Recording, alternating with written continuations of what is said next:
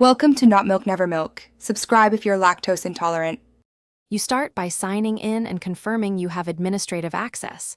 This gives you control over ad settings and billing.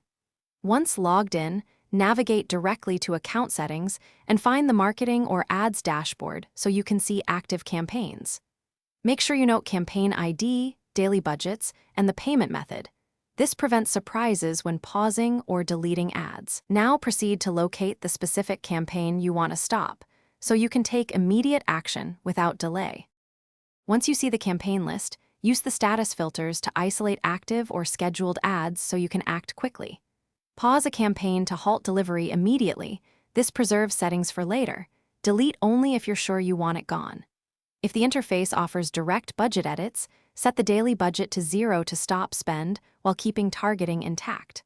Also check payment methods. Disabling or removing the card will prevent new ad charges, but avoid accidental billing disruptions elsewhere. After pausing or deleting, confirm the dashboard shows the new status and that spend stopped. This is your proof of action. Keep in mind changes may take time to propagate across networks. Clear your cache and wait up to 24 hours while monitoring impressions and charges.